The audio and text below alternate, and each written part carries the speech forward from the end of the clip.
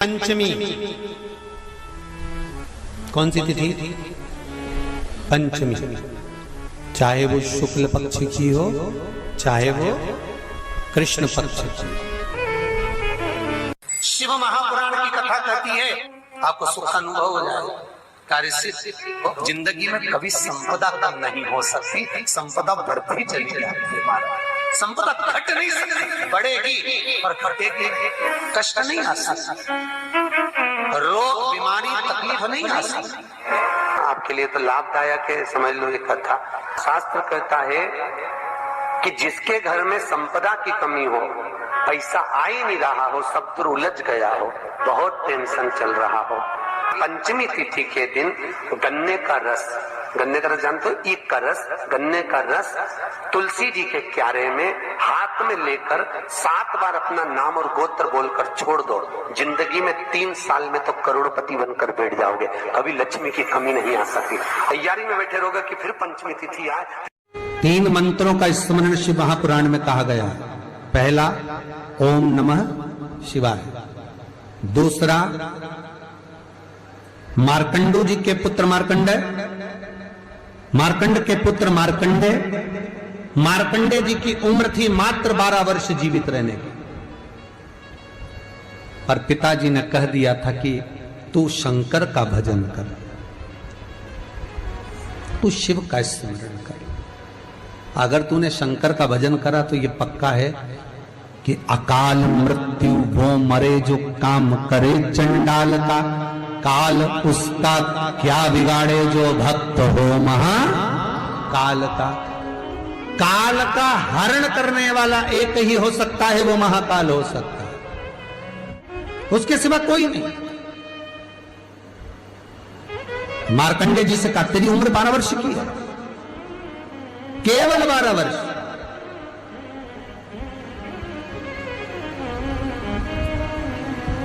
पूछा पिता जी से चरण पकड़कर मार्कंडेय जी पूछते हैं मैं 12 वर्ष बाद मर जाऊंगा? हाँ, प्राण छूट जाएंगे। हाँ, कथा सुनी थी पिताजी के मुख से कि यमराज आता है, पाड़े पर बैठकर गदा लेकर आता है, बड़ी बड़ी मूंछें हैं, काला स्वरूप है, मुकुट सोने का पहनता है, हीरे का, उसमें एक रतन लगा होता है, गले में भी स्वर्ण, उसमें हीरे जड़े होते हैं, काला विग्रह होता है यमराज का, और वो अपने दूतों के साथ आकर पास डालकर बांध कर ले जाता है। तो उस मार्कंडेय को वो चरित्र याद। आज अंतिम दिन 12 वर्ष की वो घड़ी, वो पल, वो क्षण आ गया जब मार्कंडेय जी के प्राण छूटना है। समय आ गया। मार्कंडेय जी के पिता जी से कहा जाओ और जाकर आप शंकर की भक्ति में रम जाओ। पिताजी और माताजी भी लग गए, मार्कंडेय जी भी लग गए। मार्कंडेय जी को लेने के लिए यमदूत आ गए, डर गया। थोड़ी देर बाद यमदूत देखे कि शंकर का अनुमोदन कर रहा है, वापिस चले गए। यमराज आ गया, वही पाड़े पर बैठकर, वही भैंसे पर बैठकर, वही काला स्वरूप। डर लग गया 12 साल के बच्चे को। उसने शंकर का शिवलिंग पकड़ लिया, गले से लगा लिया, शंभो मुझे डर लग रहा है, शंकर मुझे भय लग रहा है। और तब तेज तेज महामृत्युंजय मंत्र को, वैदिक मंत्र को पुकारना प्रारंभ करा। जब 33 अक्षर के उस महामृत्युंजय मंत्र को पुकारा, शंकर सामने खड़ा हो गया। यमराज पीछे हट गया कि ये अब मेरा है, इसको तू नहीं मार सकता। वो 33 अक्षर के मंत्र का उच्चारण जब उस मार्कंडेय जी ने करा, देवता जान गए कि इस मंत्र की मूलता क्या है। पहला मंत्र ओम नमः शिवाय, दूसरा मंत्र जम के बोलो महामृत्युंजय मंत्र, और तीसरा मंत्र वही श्री शिवाय नमस्तुभ्यम। ध्यान दीजिएगा, मंत्र के 3 क्रम है, वैदिक, तांत्रिक, शाब्दिक। मंत्र के 3 क्रम है। तीनों मंत्र देख लीजिए, तीनों का क्रम देख लीजिए।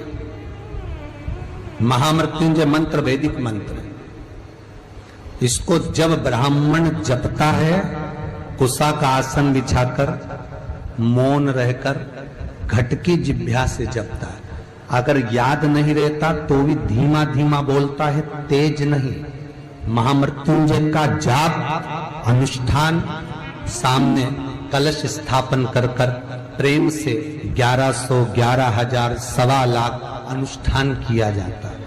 ओम नमः शिवाय का जाप चलते फिरते किया जा सकता है। श्री शिवाय नमस्तुभ्यम शाब्दिक मंत्र है। इस मंत्र का प्रयोग के लिए ना आसन की जरूरत है, न तब साधना की जरूरत है। जब जब पर हो शंकर साक्षी। हाँ, कोई रोग आ गया, कोई बीमारी आ गई, कोई कष्ट आ गया, बहुत भारी आ गया, तो महामृत्युंजय का स्मरण शंकर की साक्षी में होना चाहिए।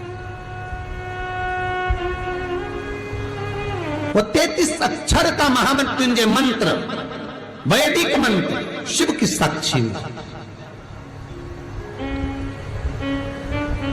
पर दुनिया के लोग आज वो चिल्ला चिल्ला के उस मंत्र का स्मरण करते हैं, वो श्रेष्ठ नहीं है। नहा रहे हो, सोचादित कर्म में जा रहे हो और वो डब्बा लगा दिया,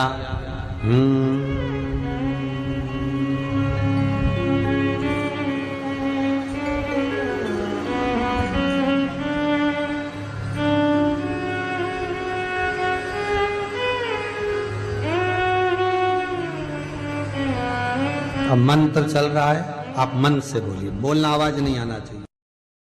आज भी स्कंद पुराण कहती है कि भगवान शंकर ने अन्नपूर्णा के दरवाजे पर पहुंचकर जब काशी में भिक्षा मांगी थी तो अन्नपूर्णा ने कहा था, ए शंकर, मैं उस गरीब से गरीब व्यक्ति का भी भंडार भर के रखूंगी, बस एक गलती नहीं होना चाहिए कि जहां भोजन बने उस स्थान पर बैठकर, उस स्थान पर खड़े होकर भोजन बनाते समय उस भंडार गृह में जूता नहीं होना चाहिए। तो मैं भर दूंगी भंडार।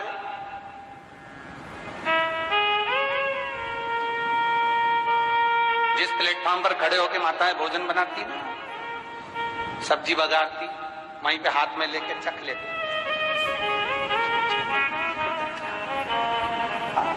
वहीं हरियो जगदम्बा, विचार तो करो। भले तुम भगवान को भोग नहीं लगा रही पर पति तो परमेश्वर है। भले तुम भगवान को भोग नहीं लगा रही पर पति तो परमेश्वर है। पति के लिए कहा परमेश्वर, मतलब भले भगवान की तुमने सेवा नहीं करी, भले अर्चना नहीं करी, भले पूजन नहीं करी, पर पति तो परमेश्वर है।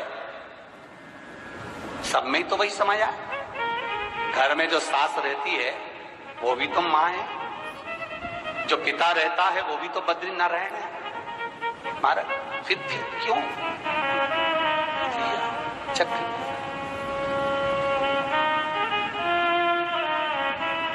तुम चक कर भी बनाना तो भी तुम्हारे घर में स्वाद नहीं रहेगा। और जिस मंदिर में, आश्रम में, भंडारे में जब तक भगवान का भोग नहीं लगता तब तक चखा नहीं जाता, चाहे नमक डला ना डला, मिर्ची डली ना डली, शक्कर डली ना डली, भंडारे के भोजन में जो मिला दिया, आखिरी में फिर भगवान ने अगर पा लिया तब चखा गया कि अब भोजन में स्वाद है कि नहीं है। तो कभी अन्नकूट की जो सामग्री बनती है, सब्जी बनती है, राम भाजी बनती है, राम भाजा बनता है, मिक्स वेज सब्जी बनती है, भगवान के भंडारे की कद्दू की सब्जी बनती है, उसमें आप भले मिर्ची ना डली, नमक ना डला, फिर भी घर में एक पूरी खाते होगे, वहां 4 निपटा क्या होगा? क्यों? क्योंकि वहां अन्नपूर्णा स्वयं देने के लिए तैयार खड़ी है। और हमारे घर में तुम चक के बना रही, बेटे को दूध भी दे रही तो बोतल में से 2 बूंद टपका के पहले चक ले रही। बाहर चले जाओ, बाहर चख सकते हो, बाहर जाकर पाओ, फिर बच्चे के लिए दूध में शक्कर मिला लो।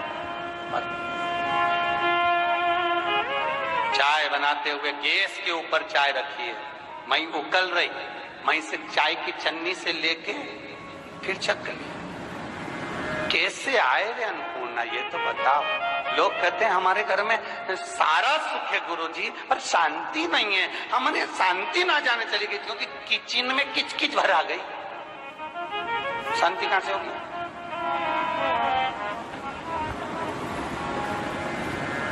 वहां इतना किचकच भरा हुआ है, प्रेम, करुणा, वात्सल्यता, स्नेह, समर्पण समाप्त हो। श्री शिवाय नमस्तुभ्यम, श्री शिवाय नमस्तुभ्यम, श्री शिवाय नमस्तुभ्यम, श्री शिवाय नमस्तुभ्यम। जानकारी अच्छी लगी तो प्लीज़ चैनल को लाइक कीजिए, सब्सक्राइब कीजिए। Thanks for watching. Thank you. Her her Mahadev, her her Mahadev, her her Mahadev, her her Mahadev, her her Mahadev.